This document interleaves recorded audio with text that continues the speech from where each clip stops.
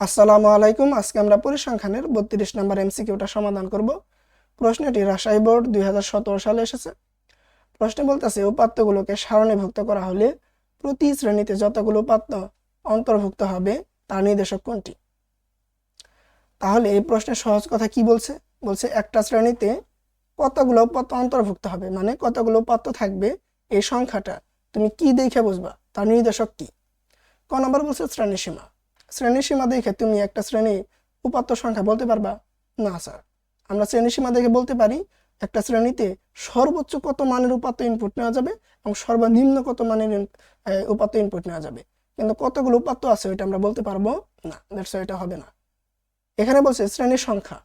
শ্রেণীর সংখ্যা দেখে আমরা একটা পরিসংখ্যানের কতগুলো শ্রেণী হবে এটা বলে দিতে পারবো, কিন্তু একটা শ্রেণীতে কতগুলো উপাত্ত হবে সেটা আমরা বলতে পারবো না, তাহলে এটা হবে না। শ্রেণী মধ্যবিন্দু। শ্রেণী মধ্যবিন্দু আমরা কোথা থেকে বের করি? শ্রেণীব্যাপ্তির সর্বোচ্চ মান শ্রেণীব্যাপ্তির সর্বোচ্চ সীমা এবং সর্বনিম্ন সীমা এই দুইটা যোগ করে 2 দ্বারা ভাগ করি, এটা হচ্ছে আমাদের মধ্যমান। এইখান থেকে আমরা একটা শ্রেণীর উপাত্তের সংখ্যা, মানে কতগুলো উপাত্ত অন্তর্ভুক্ত আছে, এটা আমরা বলতে পারবো না, তাহলে এটা হবে না। ঘ নম্বরে বলছে শ্রেণীর গণসংখ্যা, এটা হবে, বিকজ আমরা একটা শ্রেণীর গণসংখ্যা থেকে বলতে পারবো যে এই শ্রেণীতে কতগুলো উপাত্ত অন্তর্ভুক্ত আছে বা এই শ্রেণীর উপাত্তর সংখ্যা কত।